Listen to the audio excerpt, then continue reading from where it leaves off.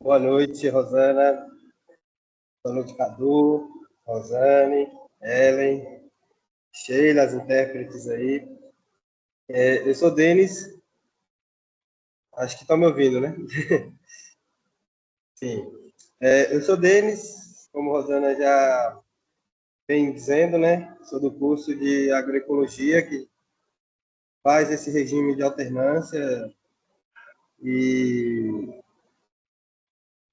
além disso, eu faço parte também do movimento dos pequenos agricultores, né? Milito nessa organização já tem 6 anos. Através dessa organização que eu conheço, né, o curso que eu conheço, a UNEB, e aí, enfim, que eu entro nessa dimensão aqui, nessa carreira, né? A partir de uma formação, uma escola ali que o movimento fez, numa cidade vizinha, e aí eu fui lá convidado a participar. A partir do momento que eu tive o contato com essa turma da luta, e que tinha gente se organizando, né, para construir uma sociedade melhor e lutando contra as injustiças locais. Aí, a partir disso, me coloquei a caminhar junto, né, como a nossa bandeira mesmo que traz, né, em mutirão a gente fazendo a luta. Quando Rosana fala para mim, convida, né, aí eu já agradecer, Rosana, por estar aqui fazendo esse exercício, né, essa tarefa de, enfim, está dizendo enquanto estudante, né, mas enquanto também esse militante social por essa causa coletiva. Aí eu gostaria de trazer, né, a extensão rural e aí fazendo o diálogo com o curso e com esse momento histórico, trazer um pouco do que a gente estudou aqui, né, em agroecologia sobre a extensão e aí trazendo um pouco muito o papel da extensão rural como esse, vamos dizer, essa ferramenta de educação informal, né? Que a extensão rural do estado, ela desenvolve muito a partir disso. Desde 1850, quando o Brasil tem a lei de terras e aí está desenhado um esquema agrário para a sociedade brasileira, na qual exclui, enfim, tem todas essas problemáticas, mas que não entra agora, viu a necessidade do Império ter uma instituição, um Império de Educação Agrícola do Brasil, né? E aí, dentro da criação desse instituto e das escolas, né, que é os Imperial Escola Agrícola. E aí a primeira foi na Bahia, São Francisco do Conde, que já cria-se a instituição com esse objetivo de que está dado para o Estado, né? Que tem um modelo de desenvolvimento que se baseia na exportação da matéria-prima, em detrimento da exploração da força de trabalho, e aí é se organizada a primeira extensão, o primeiro processo educacional, já com enfim, esse objetivo de uma classe dominante que na época era a agricultura patronal. E aí, seguindo, né, não cronologicamente, mas seguindo ainda essa linha, ali na década de 40 e de 60, o Estado brasileiro ele ainda continua debatendo a extensão rural, mas aí entra um elemento que é a convergência do Brasil e dos Estados Unidos, né? Então, o Brasil, a partir dali, ele coloca o modelo de desenvolvimento estadunidense que agradava a elite brasileira, a classe dominante brasileira, e agradava a elite e o império, né, dos Estados Unidos.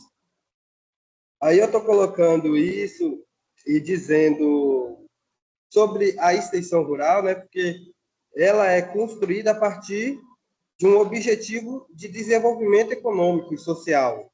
Então, se a gente perder de vista o que está sendo colocado como um projeto de sociedade para ser desenvolvido, aí a gente não entende o porquê do modelo de extensão. E aí eu digo isso porque, a partir disso, essa extensão rural que foi colocada, ela tem um objetivo de propagar um modelo de produção e aí de difundir conhecimento para a zona rural, de um modelo produtivista e aí tem a função de consolidar na sociedade, aí no campo, a ideologia da classe dominante. Aí casou lucro e a integração de diferentes capitais, né? Então, desde da década de 60, né? E aí, já olhando para os primeiros convênios que foi assinado para a extensão rural, o primeiro convênio de extensão rural assinado no Brasil em 48 já foi junto com Rockefeller, que é as empresas Rockefeller e Rockefeller, a família Rockefeller, ela já representa o que a gente vem enxergando de extensão rural da década de 60 para frente, né? Que era baseado no pacote tecnológico do capital para continuar difundindo a ideologia, né, a ideologia da classe dominante para um modelo de desenvolvimento agrícola, né? Assim, eles continuam aumentando a desigualdade social, fazendo mais lucro e difundindo sua ideologia para o campesinato brasileiro, enfim, nos territórios camponeses, né? E aí entra, porque para isso acontecer, né, a gente precisa da formação dos extensionistas. Então, nesse período, os agrônomos, as pessoas que trabalhavam com a extensão rural, o papel da universidade, né, daquele período, o papel das instituições de ensino, tinha para formar o sujeito dentro dessa ideologia de produção. Então, para atender uma demanda do capitalismo. Né? Então, continuando a afunilar a desigualdade social e a concentração de terra. É tanto que, apesar de ser dita a Revolução Verde, fez uma mudança na base tecnológica, né, com a mecanização da agricultura, usando fertilizante e aí as tecnologias, porém não mexeu nada na questão agrária. Então, ainda uma Revolução Verde, ainda para atender os interesses ainda agora desse modelo na qual os Estados Unidos ali controla, né? Que as grandes transnacionais que controla, tá uma grande parte estava nos Estados Unidos, né? E aí a gente entende essa grande influência do capital financeiro, muito ali, enfim, depois da Segunda Guerra Mundial e durante a Guerra Fria, os Estados Unidos se torna para o mundo nessa civilização a ser seguida.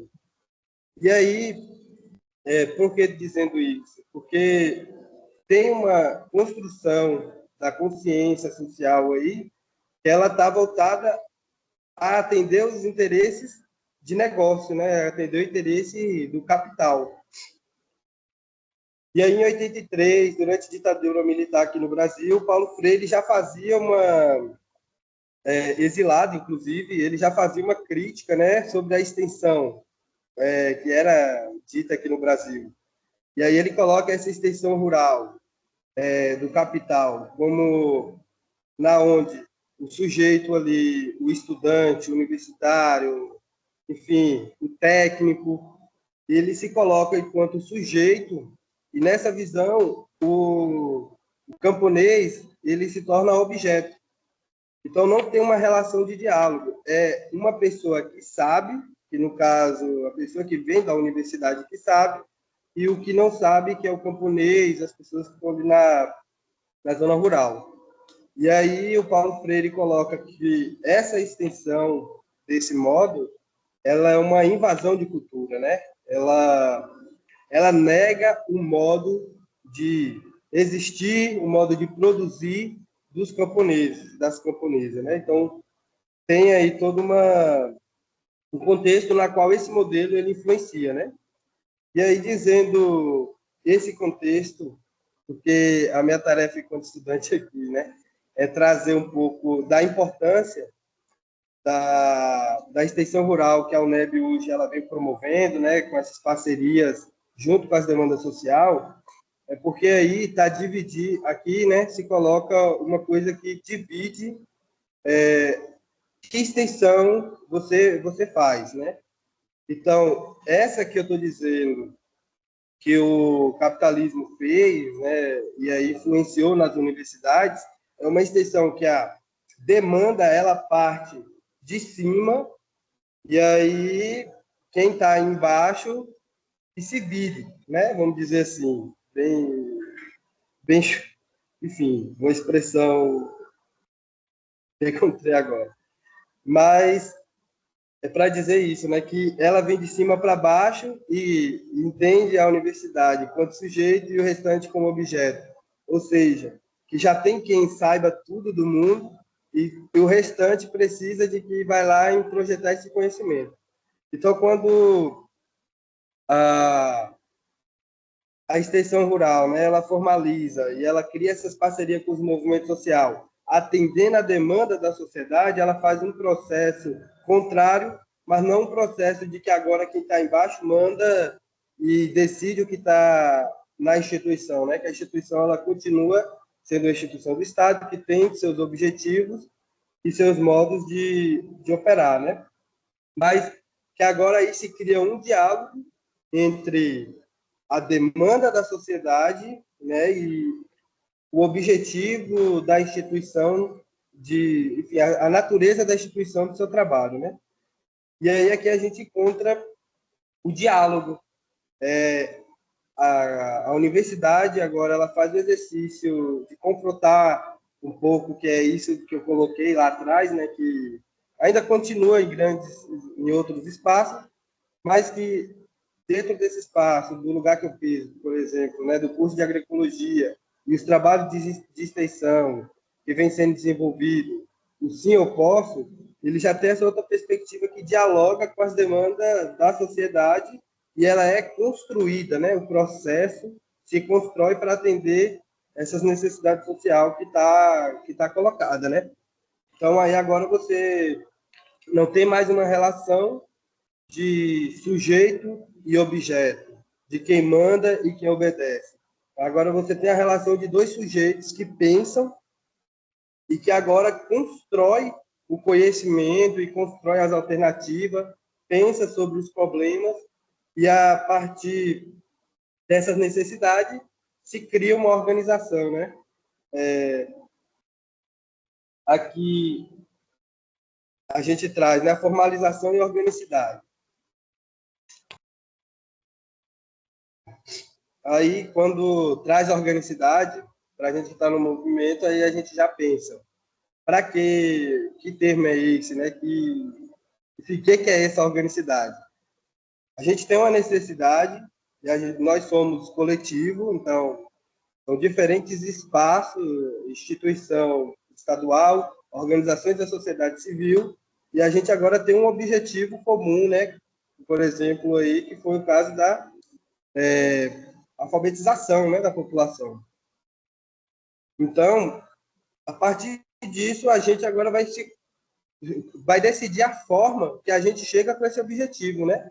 E a partir disso, a gente vai dividir tarefas, vai ter uma forma de se organizar para que a gente chegue nesse objetivo. Então, esse exercício que a UNEB vem fazendo, que a universidade vem fazendo, né? Com esses projetos de extensão, ele dá uma contribuição imensa, inclusive no processo educacional, né, da população. E aí a gente tem uma dinâmica diferente que dialoga com as demandas sociais e com os objetivos do Estado, né, de, enfim, superar algumas desigualdades sociais, né? Então, quando a gente vê projetos de sementes crioula, né, a gente vê o Sim Eu Posso com a alfabetização, ou, enfim, outras que o surgimento da extensão e do projeto, ele parte de um diálogo da demanda da sociedade e do que a universidade pode oferecer, né? E aí, para a gente fazer a extensão e o pensar a extensão, a gente precisa sempre ter por trás qual é o modelo de sociedade, ou essa ação, esse projeto, ele contribui para a construção de que sociedade, né? Melhor dizendo. É uma sociedade que a gente aumenta as desigualdades sociais, que a gente aumenta os preconceitos, que a gente aumente, enfim, segregue mais a sociedade, ou é um modelo que a gente construa uma educação libertadora, na qual a gente vai convergindo as necessidades sociais, né? E que a gente tenha acessão realmente para a classe trabalhadora em geral ter acesso e a gente superar a pobreza, né?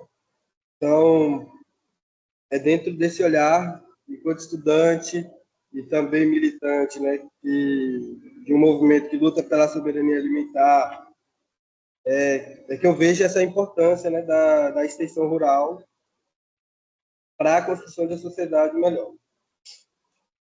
É isso, Rosana. Valeu. Obrigada, Denis. Ah, que ótimo. Você trouxe uma contribuição importante, que foi esse debate que é próprio, né, da sua área de conhecimento, que é a questão da extensão rural, mas que dialoga exatamente isso, né? Nós saímos desse padrão, né, da extensão rural ou da extensão nessa perspectiva verticalizada, né, onde o extensionista, seja lá o extensionista rural ou o extensionista da universidade, fazer esse movimento da difusão, né? Apenas da difusão de conhecimento, não da troca, né? Da troca de conhecimentos que se dá nessa relação, né? Entre, no caso da extensão rural, entre o agricultor e o profissional, né? Ali, da assessoria técnica, e na universidade, nessa perspectiva da extensão universitária, nessa perspectiva da extensão da extensão dialógica, né? Dessa extensão que ela deve dialogar com as comunidades e, junto com as comunidades, produzir suas ações, né? Então, são formas de extensão muito, digamos assim, embora em áreas ou com objetivos diferentes, mas que a metodologia, né, tem que partir exatamente dessa relação dialógica entre as partes, né? Então, eu agradeço imensamente vocês dois, as contribuições que vocês trouxeram para nossa live hoje.